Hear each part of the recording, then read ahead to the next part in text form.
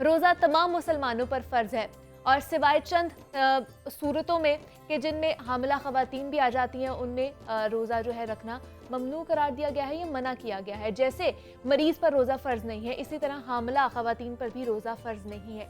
और इस्लामी तालीमात के मुताबिक अगर देखा जाए तो हामिला औरत को रोज़ा रखने की वजह से कई किस्म के नुकसान, बीमारी का खदशा पैदा हो सकता है और ऐसी सूरत में हामिला औरत पर रोज़ा फ़र्ज़ नहीं किया गया है।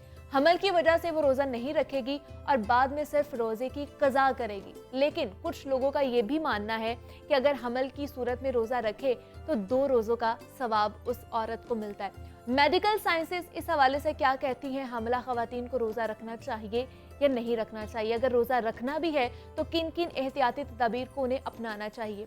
इस पर आज हम बात करेंगे। हमारे साथ इस वक्त मौजूद हैं डॉक्टर माहीन अनवर हैं, गायनोकोलॉजिस्ट हैं। डॉक्टर माहीन, आपको खुशामदीद कहती हूँ जागो लाहौर में। कैसी हैं आप? मैं ठीक ठाक। डॉक्टर महीन, रमज़ान कैसा गुजरा आपका? अल्लाह का शुक्र है, ठीक अच्छा गुजरा है। डॉक्टर महीन, रमज़ान के महीने में हर कोई चाहता है कि हम ज़्यादा से ज़्यादा नेकियां हासिल करें और इस रमज़ान से जितना फ़ायदा हासिल कर सकते हैं उतना फ़ायदा उठाएं। लेकिन यहाँ पे आ जाता है प्रेग्नेंट ख़वातीन के हवाले से बात कि वो लोग, वो औरतें जो है रोज़ा रख सकती हैं कि नहीं रख सकती हैं? इस हवाले से पहले तो बताइए हमें। जैसा कि रमज़ानुल मुबारक का बबरकत महीना चल रहा है और रोज़ा इस्लाम का एक बुनियादी रुकन है और हर एक की कोशिश होती है कि इस रमज़ान के महीने से जितना ज़्यादा फ़ायदा उठाएं उतना कर सकें। हाँ जी। तो लेकिन हम बात करते हैं हामिला ख़वातीन के बारे में। बिल्कुल। हमल एक ऐसी सूरत हाल होती है, एक ऐसी कंडीशन होती है जिसमें रोज़ा रखने से बच्चे को या माँ को नुकसान का खदशा हो सकता है। अच्छा। चुनांचे कुछ हदीस मुबारक से साबित होता है कि हमल की सूरत में आप रोज़ा ना रखें और इस रोज़े की कज़ा आप बाद में पूरी कर सकते हैं। ओके। क्योंकि देखें, अगर 9 महीने के दौरान जो बच्चे की ग़िज़ाई ज़रूरियात होती हैं उसकी ज़िम्मेदारी माँ के सुपुर्द है। बिल्कुल बिल्कुल। तो अगर आप रोज़ा रखेंगे तो हो सकता है कि बच्चे की न्यूट्रिशनल डेफिशिएंसी हो जाए, ग़िज़ाई ज़रूरियात पूरी ना हो सकें। ओके। और बाज़ सूरतों में ख़ुसूसन 3rd ट्राइमेस्टर में जब आखिरी 3 महीने होते हैं, उस सूरत में रोज़ा रखने से हो सकता है कि बच्चे की ग्रोथ पर असर पड़े, क्योंकि उसकी न्यूट्रिशनल डेफिशिएंसी हो सकती है, वो उसका बर्थ वेट कम हो सकता है और प्री टर्म डिलीवरी का भी ख़तरा होता है। तो ऐसी तमाम सूरत हाल को जहन में मतलब मद्देनज़र रखना चाहिए और रोज़ा रखते वक्त जो है वो एहतियाती तदबीर भी कुछ इख्तियार करनी चाहिए। वैसे तो इस्लाम ने रुख्सत दी है, लेकिन कुछ लोग चूँकि वो रोज़ा रखना चाहते हैं तो उनके बारे में मैं कहूँगी। लेकिन अगर उन्होंने रखना है, उन ख़वातीन ने जो बज़िद होती हैं कि नहीं हम लोग रोज़ा रख लेंगे, हमारी तबीयत ठीक है, तो उनके लिए आप क्या कहेंगे? किस तरह की उन्हें फिर डाइट लेनी चाहिए? क्या क्या एहतियाती तदबीर जो है उन्हें अपनानी चाहिए फिर? जी बिल्कुल, इसके बारे में बात करेंगे। देखें, ये है कि रोज़े में अगर वो रोज़ा रखना चाहती हैं तो मैं उनको ये मशवरा दूंगी कि वो एक दिन छोड़कर एक दिन, यानी कि ऑल्टरनेट डेज़ के ऊपर रोज़ा रख लें। जैसे कि कुछ लोग पसंद करते हैं कि हम सोमवार का, जुमेरात का या जुमे का रोज़ा रख लें। तो बिल्कुल वो इस तरह से एक दिन छोड़कर एक दिन का रोज़ा रख सकती हैं। इसके अलावा ये है कि चूँकि गर्मी बहुत ज़्यादा है तो डिहाइड्रेशन होने का बहुत ज़्यादा रिस्क होता है, तो वो अपने फ्लूइड इंटेक का, पानी पीने के ऊपर अपना बहुत ज़्यादा तवज्जो दें। सहरी और अफ्तारी में अगर वो रोज़ा रख रही हैं तो सहरी में बहुत ज़्यादा लस्सी और दही का इस्तेमाल करें, फ्रूट जूस का इस्तेमाल करें। इसी तरह अफ्तारी में भी वो पानी का इस्तेमाल, जूस लें, फ्रूट जूस लें और ऐसी चीज़ें जो है वो शेक्स बनाकर वो पी सकती हैं। ऐसी चीज़ों का इस्तेमाल ज़्यादा करें।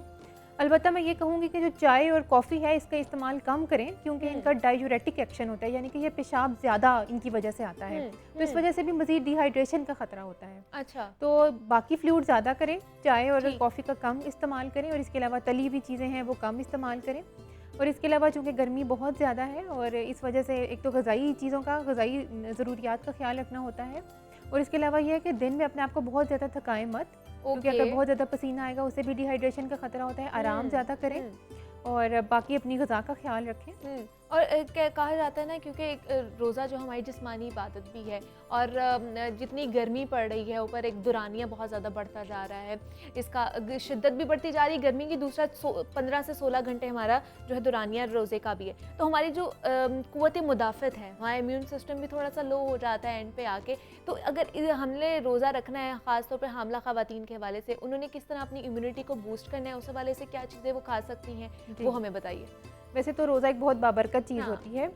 वैसे मैं आपको बताती चलूँ कि रोज़े के दौरान चूँकि एक फास्टिंग पीरियड होता है और इसमें हमारे जो वाइट ब्लड सेल काउंट होता है वो बढ़ता है और इससे हमारी बॉडी जो है वो इन्फेक्शंस को बेहतर तरीके से, इन्फेक्शंस के अगेंस्ट वो काम करती है। लेकिन चूँकि हमल एक डिफरेंट कंडीशन होती है, हमल के दौरान पूरे बॉडी का इम्यून सिस्टम भी इफेक्ट होता है। तो इस वजह से अगर आप रोज़ा भी रख रहे हैं और प्रेगनेंसी भी है तो बहुत सी एहतियाती तदाबीर का इख्तियार करनी होती हैं। अच्छा। और इसके अलावा यह कि अपनी डाइट के ऊपर सबसे ज़्यादा फोकस करें, जैसा कि मैंने पहले कहा, अपनी डिहाइड्रेशन को प्रिवेंट करें, डिहाइड्रेशन नहीं होने देनी, फ्लूइड इंटेक अपना ज़्यादा रखना है, पानी, शेक्स, जूसेस सबका इस्तेमाल करना है। और इसके अलावा प्रोटीन डाइट आपने ज़्यादा लेनी है। अच्छा। प्रोटीन डाइट जैसा कि आपने मटन, फिश, चिकन का इस्तेमाल ज़्यादा करना है, कीमा आप ज़्यादा मिकदार में लें। और इसके अलावा जो आपको जैसे पता होगा कि हमल के दौरान आयरन और कैल्शियम बहुत ज़्यादा मिकदार में चाहिए होता है। तो इस वजह से आयरन के लिए हरे पत्ते वाली सब्जियां जो होती हैं, जैसे कि पालक हो गया, साग, इसका इस्तेमाल ज़्यादा करें। और इसके अलावा जो कैल्शियम है, कैल्शियम के लिए दूध, दही का इस्तेमाल ज़्यादा करें। और इसके अलावा मिक्स दालें जो होती हैं वो भी एक रिच सोर्स ऑफ प्रोटीन होती हैं, तो मिक्स करके दालें पकाएं। खसूसन जो साबुत दालें होती हैं उसका इस्तेमाल ज़्यादा करें। अच्छा। फ्रूट्स जैसा कि रमज़ान में खजूरों का इस्तेमाल ज़्यादा होता है, फ्रूट चाट खाएं, खजूरों का इस्तेमाल करें, सेब और अनार का इस्तेमाल ज़्यादा करें क्योंकि इनमें आयरन ज़्यादा क्वांटिटी में होता है। तो सब ऐसी ग़िज़ा का इस्तेमाल करने से हम अपनी क़ुव्वत मुदाफ़ियत को बढ़ा सकते हैं और बेहतर रख सकते हैं। बेहतर रख सकते हैं, आपकी भी फिर जो सेहत है वो अच्छी रहती है और जो बेबी है उसकी सेहत भी अच्छी रहती है। लेकिन जैसे भी आपने आयरन और कैल्शियम की कमी की बात की है, ये डिफिशिएंसी बहुत ज़्यादा पाई जाती है। प्रेग्नेंट होने से पहले भी ये चीज़ें हमारे में हम लैक कर रहे होते हैं, ये डिफिशिएंसी पाई जा रही होती है। तो इसको हम पूरा कैसे कर सकते हैं? अगर रोज़े के बगैर अगर बात की जाए, वैसे नॉर्मल डेज़ में हम लोगों को क्या क्या करना चाहिए इस हवाले से? सबसे पहले तो मैं ये बात करूँगी कि मल्टीविटामिन्स का और सप्लीमेंट्स का इस्तेमाल होता है ना, वो लाजिम होता है। एक तो ये बात है कि हमल के दौरान डॉक्टर के मशवरे के मुताबिक मल्टीविटामिन और सप्लीमेंट्स का इस्तेमाल रोज़ाना करना चाहिए। आयरन और कैल्शियम ज़रूर लेना चाहिए सप्लीमेंट्स के तौर पर। और इसके अलावा जैसे मैंने ग़िज़ाई जो हैं हमारे सोर्सेज हैं, आयरन और कैल्शियम के सोर्सेज हैं, उनका मैंने जिक्र किया, जैसा कि मटन और कीमा और जो बकरे का जो जिगर यानी कि लिवर होता है वो भी एक रिच सोर्स ऑफ आयरन होता है। तो जो डाइटरी डेफिशिएंसी है उसको आप पूरा करने के लिए अच्छी डाइट लें, रिच जो आयरन के सोर्सेज हैं वो आप लें, ठीक है। और इसके अलावा ये कि कैल्शियम की कमी को पूरा करने के लिए भी दूध, दही, मक्खन, चीज़ का इस्तेमाल ज़्यादा करें, अंडा खाएं, वो भी बहुत अच्छा सोर्स है कैल्शियम का।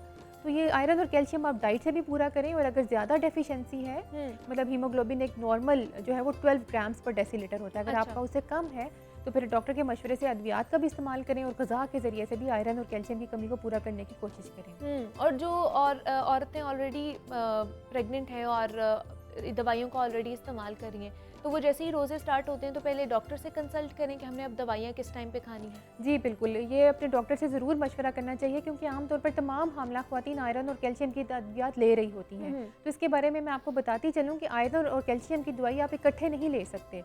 मिसाल के तौर पर अगर आप आयरन की दवाई सुबह में लेंगे और तो कैल्शियम की दवाई आपने शाम में लेनी है, इफ्तारी के बाद लेनी है। इनको आप इकट्ठा लेंगे तो इनकी एब्जॉर्प्शन मुतासर होगी और फिर ऐसी दवाई लेने का तो फ़ायदा कोई नहीं होगा। और अगर इसके अलावा भी आप अद्वियात इस्तेमाल कर रहे हैं, फॉर एग्जांपल कुछ ख़वातीन जिनको ब्लड प्रेशर का, शुगर का मसला या फिर एस्थमा का मसला होता है, तो वो भी अद्वियात इस्तेमाल कर रही होती है, तो अपनी डॉक्टर से ज़रूर मशवरा करें कि किस दवाई के साथ कौन सी दवाई का कॉम्बिनेशन हो सकता है और किस टाइम पर कौन सी दवाई का असर ज़्यादा होगा।